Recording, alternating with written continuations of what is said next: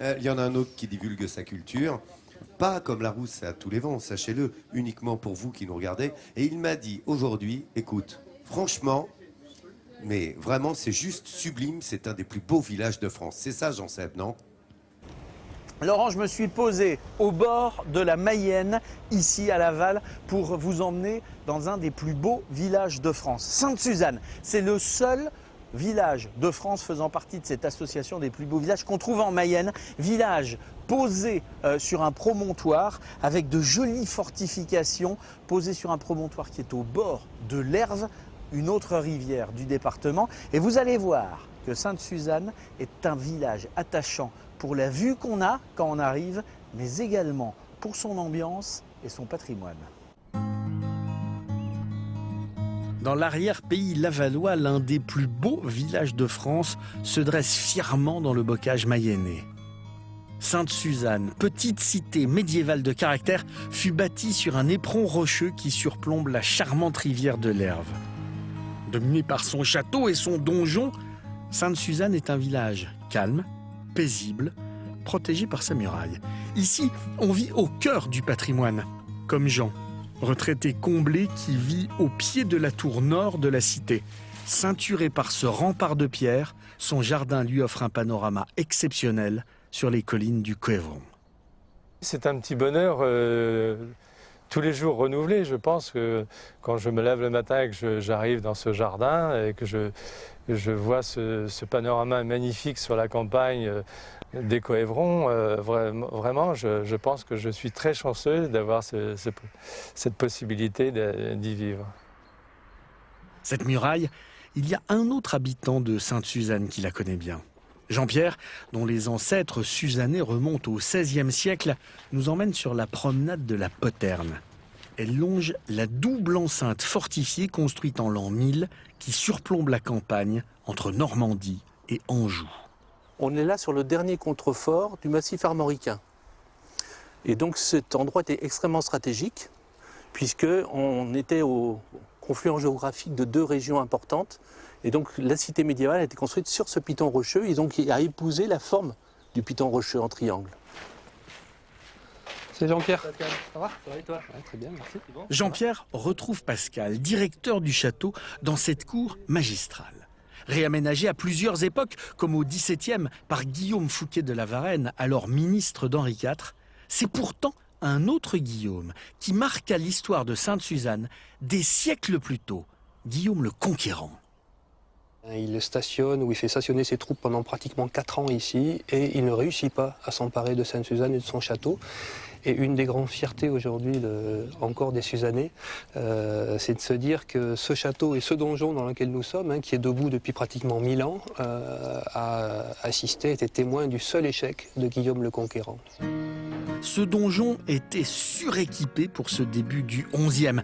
5 latrines entre le premier et le deuxième étage, 2 cheminées, 2 éviers, une sorte de donjon 5 étoiles qui émeut toujours Pascal. Je considère que c'est une chance de pouvoir avoir un contact comme ça direct avec des matériaux qui depuis 10 siècles n'ont pas bougé et qui, voilà, c'est un contact direct avec l'histoire. Et puis indirectement, par l'intermédiaire de ce caillou-là par exemple, c'est un contact avec le tailleur de pierre qui a travaillé là au début du XIe, quoi. Ça nous ramène dans notre histoire. Ça nous donne aussi l'occasion de bénéficier ici d'un point de vue qui est quand même assez unique. On peut pratiquement à 360 degrés profiter de la vue sur la cité médiévale et sur les alentours. Et il y a un élément de ces paysages qui a marqué l'histoire de Sainte-Suzanne, c'est cette rivière. Jean-Pierre nous emmène au pied de la forteresse, au grand moulin qui fut actionné par l'Erve jusqu'en 1937. Il servait à faire de la farine, mais pas seulement. On y faisait aussi du papier. Avec ses 22 moulins, Sainte-Suzanne était le plus grand centre papetier du Maine.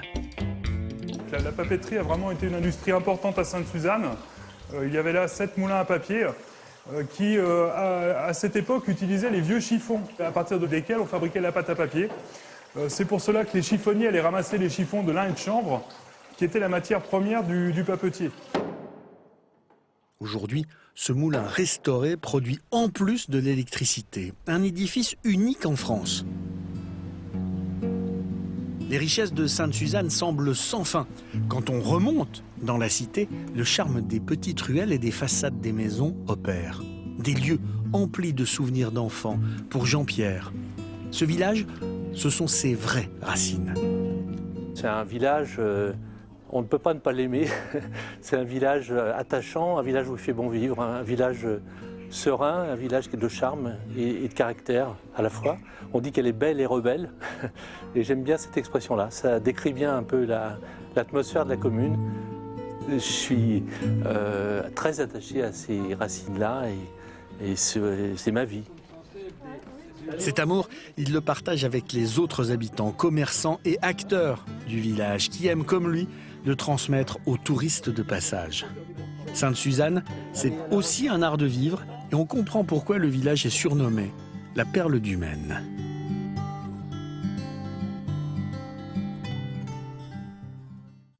Alors ce qu'il faut savoir sur Sainte-Suzanne, c'est que le village s'appelait avant Saint-Jean de Hautefeuille.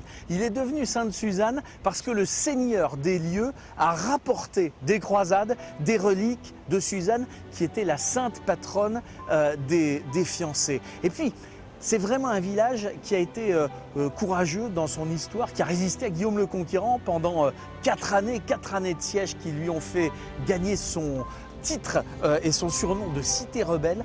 La dernière chose à savoir sur Sainte-Suzanne, c'est que c'était vraiment une ville qui avait la faveur des souverains français. Henri IV a été baron de Sainte-Suzanne et Louis XIV avait accordé le privilège de 6 foires annuelles à Sainte-Suzanne, ce qui est absolument exceptionnel dans le royaume de France à l'époque. Alors écoute Jean-Seb, tu vas pas tout de suite à la foire, tu viens d'en trouver au plus vite s'il te plaît. Sainte-Suzanne, vous l'avez compris et on l'a compris dans les mots de Jean-Sébastien Petit-Demange, c'est un des plus beaux villages de France. C'est un village à découvrir, comme vous l'avez vu, avec un point de vue tout à fait unique et une forteresse et un château remarquable. Merci à Bernard Flamand pour ces belles images à l'instant. Mais